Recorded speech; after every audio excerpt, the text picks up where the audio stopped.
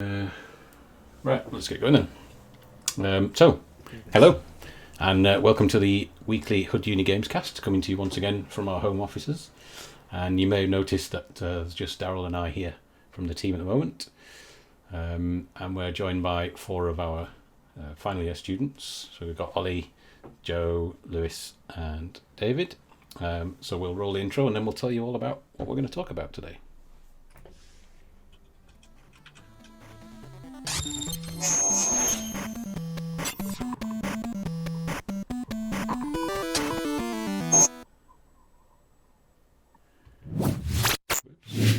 Slightly slow there on the old transition.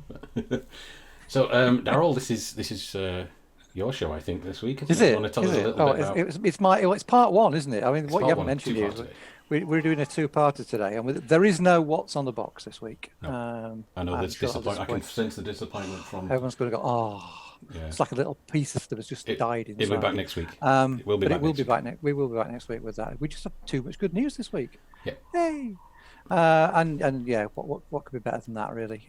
So yeah, we've had an amazing couple of days. Bit of hard work last week trying to get everything in last minute, and the guys rose to the challenge of getting some sort of blurbs back to the appropriate companies over the weekend.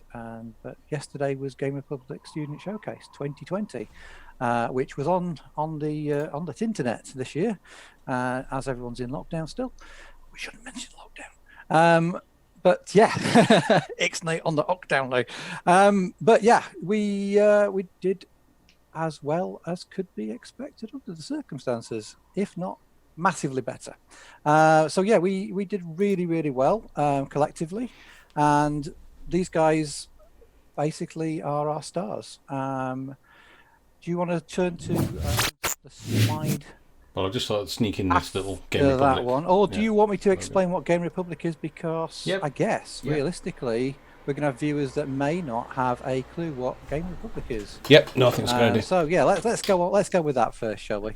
So yeah, Game Republic as itself is a networking group that came out of Screen Yorkshire about 13, 14 years ago.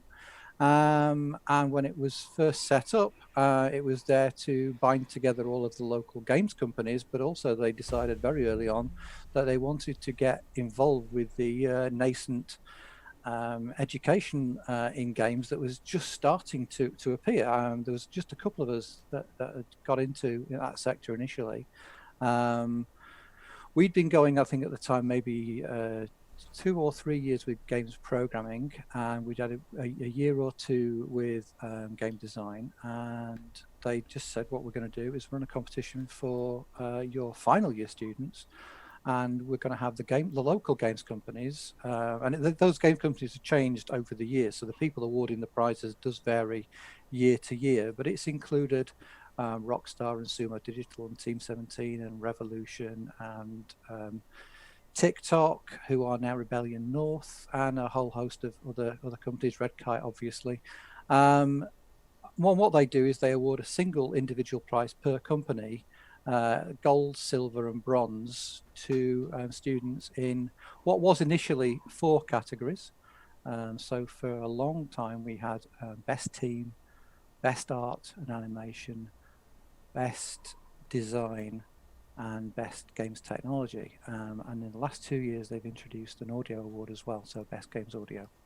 And yeah, so it's held usually at one of the universities, one of the local universities. It started out initially back in the day as really just the very sort of regional universities, just Yorkshire and Humberside, but over the years it's really expanded.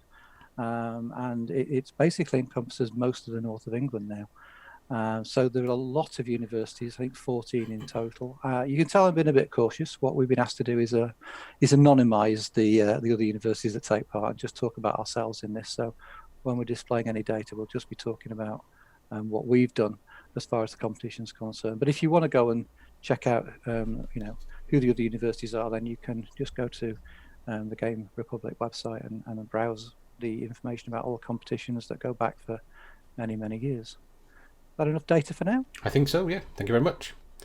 So I think the first one straight in. And in fact, we played this last week. We did. So actually, if you've been watching our live streams, you've seen virtually all of the work that's won prizes this year, because we've looked at Wibblewobble, and we've looked at the other game that won, which we won't mention yet, and we've looked at the portfolios that won too. So you've seen this work. If you've been following us, you've seen what we've done this year, and it's fantastic work. We've been very proud of it, and we've been sort of bragging about how great it is, if you like, for the last few weeks. But I think this is just the icing on the cake. So does somebody want to say something about the prizes you guys won for Wibblewobble? Not all at once. we were like, we were absolutely chuffed. Like, we were all on a Discord call on one of our Team Spaghetto servers, and like, I tweeted about it, but I probably like blew someone's eardrums out. It felt like especially good for me, having taken like most of the game design. And sort of being in charge of like the kind of production and kind of semi-leading it with Sunny, who was on last week. It felt great. Kind of like a lot of hard work really sort of paying off. Yeah, that's really good. I mean, I think we said a lot last week, didn't we, about how great the design was and how much fun it was. Yeah, I mean, we were singing your praises last week, and it's just the idea that I frequently saw you just experimenting and building new levels more or less on the fly, and the way that you were able to stitch those together so quickly to experiment was fantastic. I think I just interrupted Joe there. Was it Joe that I interrupted? I interrupted someone when I spoke then. Was it Oliver or Joe? It was someone. Or just maybe I imagined feedback in my own head. Maybe you just imagine it, Joe. I interrupted the voice in my head. Lewis, do you want to say anything about team? Because we are talking about sort of best game design and best team here. So maybe we should bang that home more clearly. But you won 2 first prizes just for Wibblewobble alone. So two out of the 5 first prizes came from this one game. Yeah, it was quite a fun project to work on. Really stressful from a programming standpoint, because we was messing with physics and networking, which is like the 2 things you really don't want to be working on if you're a programmer. But it was definitely fun. I mean, I already had the original ragdoll stuff made before we started the game, like before we started development of the game, so it was quite easy just to take that and then make the game with it. And working with everyone, especially the majority of the people who was working with, we already worked together for a year at Canalside when we made Little Awesome Dudes. So it was nice to work with everyone again for a year, and I think it went really well. I think it went just as well, if not better, than Little Awesome Dudes did. I mean, if we could continue working on it, I can definitely see it becoming like a really strong project on Steam if we decided to. We said this last week. You couldn't make it to the live stream last week. We were saying that realistically, it's a massive shame that you guys don't have the funds to be able to work together and get this thing completed, because it is superb. Yeah, I agree. Cool. So next slide. This is just a breakdown of who's in the team, isn't it? Well, do you want to leave that on for a little bit? It's probably Well, we've got David here, we've got Joe here, we've got Lewis here, we've got half the team, or nearly half the team here. So that's pretty cool in the same call. I think if memory serves, David was design, and then the others were art, and then relatively even distribution of programming. Or Lewis, did you take one? Did you take a bit each? I can't remember. I think I took majority of like gameplay. Sonny took some like a small amount of gameplay and a lot of networking and systems design, and then Mark was mainly like systems design, like systems programming and design. Cool. Well, not design, but like if you know what I mean, like putting together like the systems. Yeah, cool. Okay. And some AI programming as well. Mark did. Yeah, that's always fun. Yeah. Okay, Daryl, what's this one? Second prize. These are basically Regal Mortis. Again, we looked at Regal Mortis in some depth a couple of weeks ago, and we all agreed it's a terrific game. And it was really funny. I was watching the Discord. We like you were using Discord as a back channel to have a video chat whilst we watched the competition live on Zoom.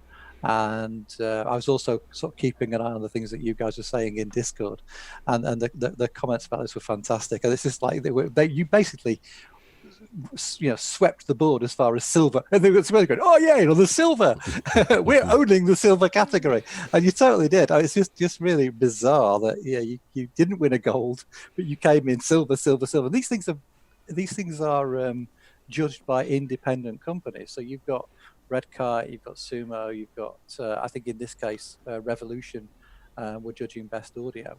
And best team actually was Rockstar, wasn't it? So you've got a real range of companies judging you, and they all went, they're very, very good. Let's put them second across the board. But yeah, three silvers is pretty damned amazing. This is a broad competition. I think there were I can't remember actually 11 or 12 universities that participated. So to get 3 silver prizes is pretty astonishing. And the game, again, the game is another one of those that you could very easily have taken this forward and completed it and had it out there as a professional title. And I understand there's that urge to work in the games industry proper, but yeah, this could have made it as well. It's a terrific game. So I think we've just got Oliver here. Give us a wave, Oliver, from that team. Is there anything I'm the Chatty Sacrificial Lamb, which has been put forward to represent us, and yeah, I think we did all right. Yeah. well said, Oliver. Yeah. Well understated, Oliver. Yeah. Bit wordy, that response, I think. Is there anything else you want to add or say about this, about the distribution or of the team or any of that?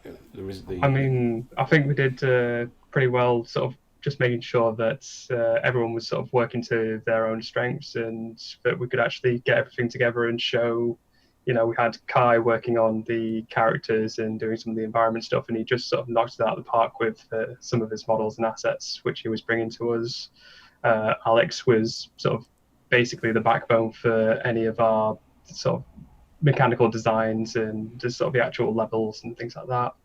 And Jack's level editor is probably sort of the biggest thing, which helped us get the game technology prize, because they seems to really like that as a dev tool. So yeah, there's sort of lots of strong players in our team, and I think we managed to do all right with getting everyone together and making this a pretty decent title. While we're on the subject, actually, because we didn't cover this in a separate video or anything. Reese is a winner all round. I mean, so we didn't mention at the time that Reese won Grads in Game VFX award as well. He got first prize at the Grads in Games, which is an international competition, earlier in the year. I don't know how long ago was that. It was about 5 weeks ago, something like that. I think about that. It was a while back now, but yeah. So doubly well done to Reese on this score. Yeah. I say it's nice seeing his VFX in use. It really makes some of the combat a bit more interesting as well as it goes on. I also want to say they're not named here, but we did have some second-year music students dragged in on our little title just to actually get the game audio, like sound effects and our music in. So thanks to Georgia Pizarkovic, who did the sound effects and our initial soundtrack, and then Olivia Clark and Amy Reed did the sort of main battle title and prep phase menu themes. So big thanks to them, because I don't think we'd get that game audio level without them. Cool, excellent. Have you let them know?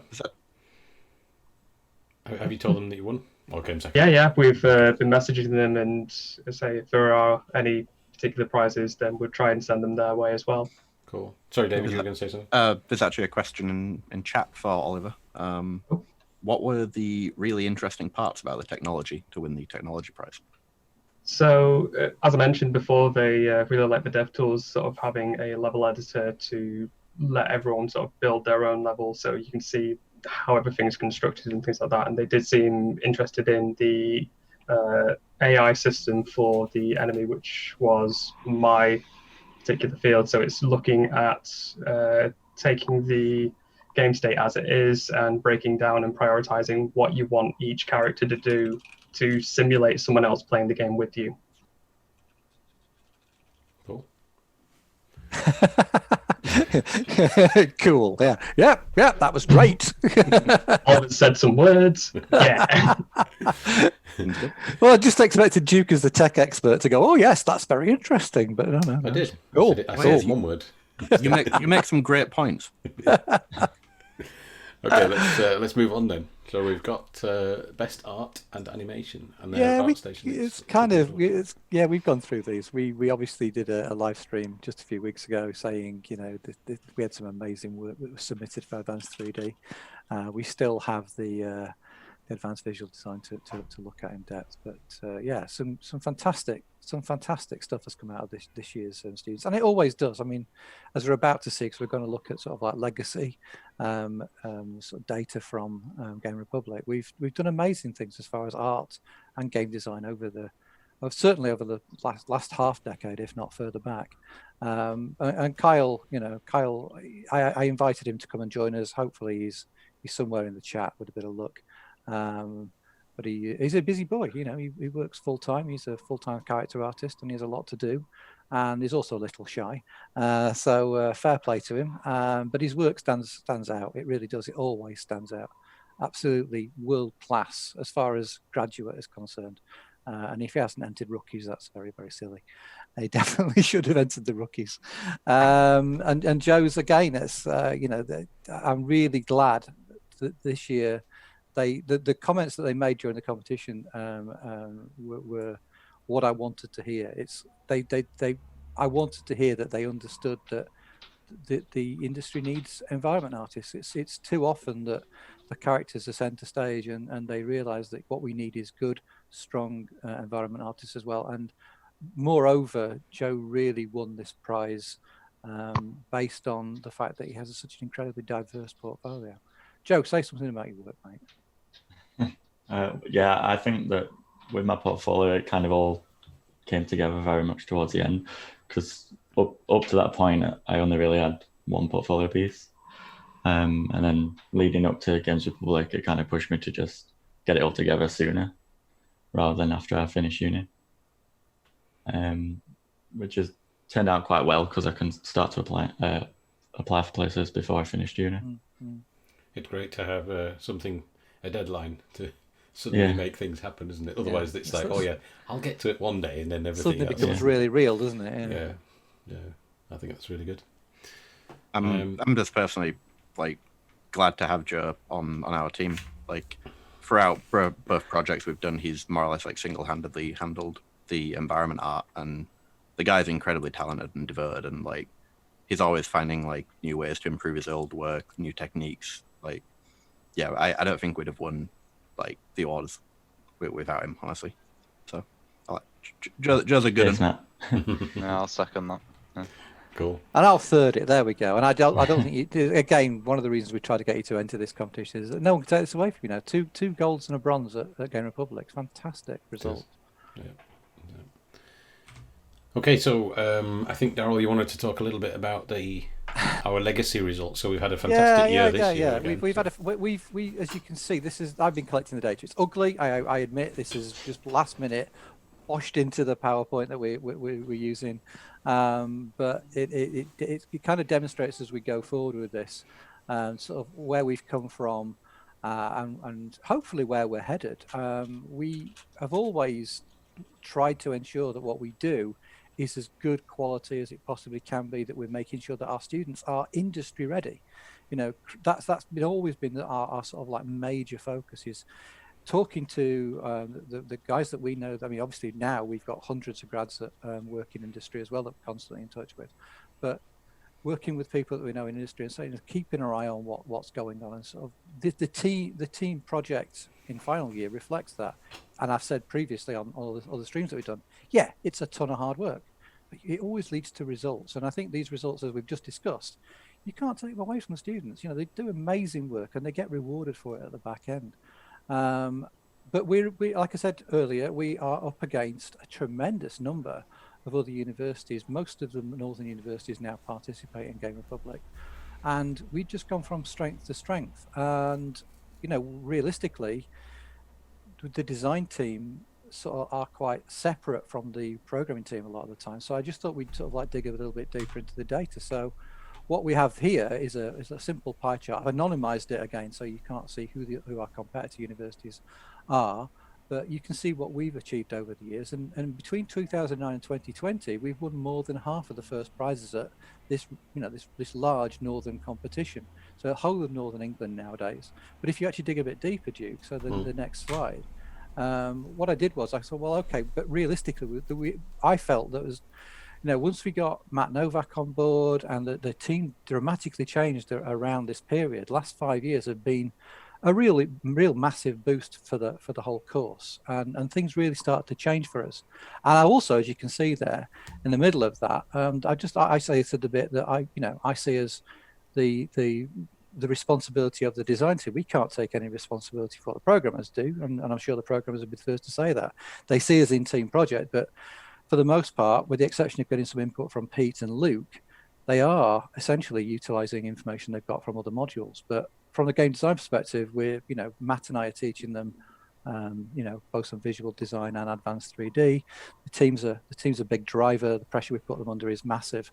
So I do take some pleasure in the next couple of slides, to be fair. Do you want to move forward now? I just broke it down. So there we are. They're the first prizes across the board for the last 5 years, which, it's Pac-Man closing, isn't it? That's what it is. Swallowing our competition, if you like. But if you want to move to the next slide and sort of like see the culmination of that, that's what happens when we just take out the design data on its own. So, it's pretty astonishing if you look at that. That column number 1, the first prizes, 13 first prizes. Nobody else has won more than 1 first prize in the design, in team and art categories, apart from us. And we've done 13 times better than anyone else. I think that just speaks volumes to the quality and commitment, dedication, and just astonishing genius of our students. I agree. We seem to get some very special people going through. We do. Is there another slide, or are we at the end? No, that was it. I thought I'd end on a high. Cool. Excellent. You guys want to say anything before we wrap up? I'm kind of just reiterating what I said about Joe, for the rest of the team. I'm super happy to have worked with everyone, and I think our results speak for themselves. Oliver's team as well, they did fantastic.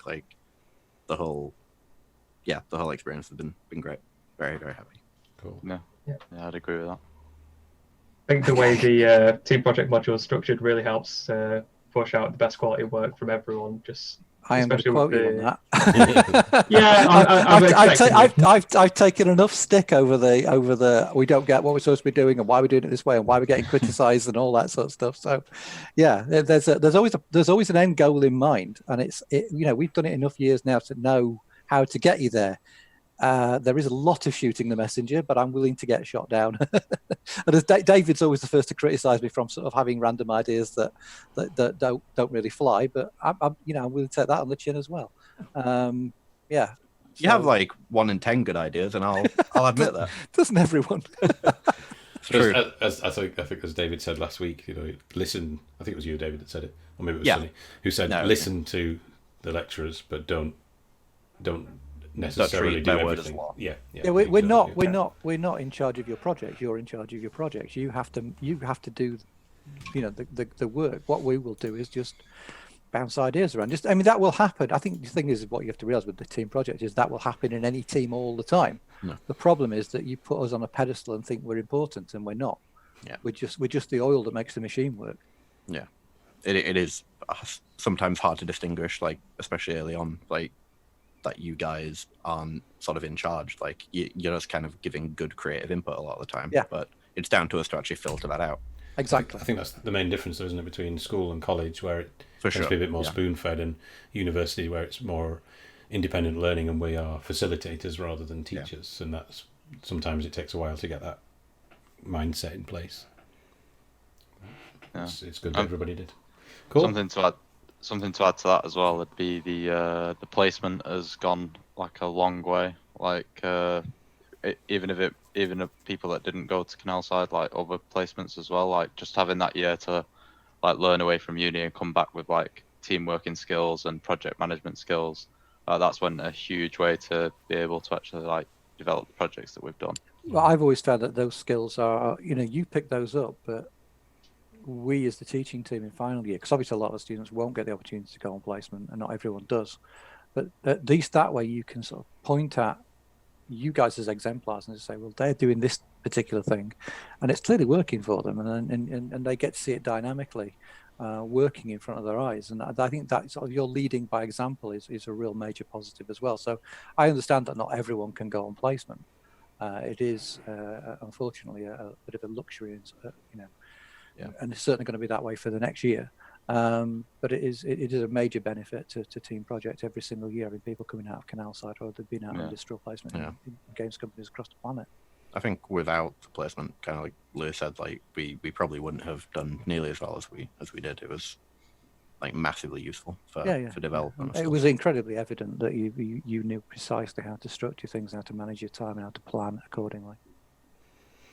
Cool. Just to follow that up, I think if I didn't go on placement, then we would not have anyone to do the AI in our game, and it would have just been impossible because the entire system for that AI is based on stuff I picked up on placement. Yeah, classic example. Yeah, excellent. Right, excellent. Thank you very much, everyone, for joining us. The stream isn't over. In a minute, I'm going to go into an intermission mode, and we're going to change to Torchbearer and talk about the Flux 8 Switch launch that's coming. So I think we will sign out there. I don't think there's anything else. Just wanted to put this in again just to remind everyone this video will end up on YouTube. Obviously we're on Twitch because you're watching it. YouTube. And then there's Instagram too. I love the fact that you made me update the blog this morning. It's not on there. It's bottom right. It's been on every single slide. Oh yeah. Duh. It's there permanent. It's not front and center. That's the problem. It's got to be right across the middle. We need to modify this. Edit that. No, I didn't say it. That's it. It's recorded forever now. Just get Matt on the case to fix it in post again. Yeah. Cool. So I think we can leave it. It was funny. Yeah. We'll outro there, and actually no, we'll just switch to be right back, and then we'll. Thank you again, guys, for joining us, and congratulations to everyone.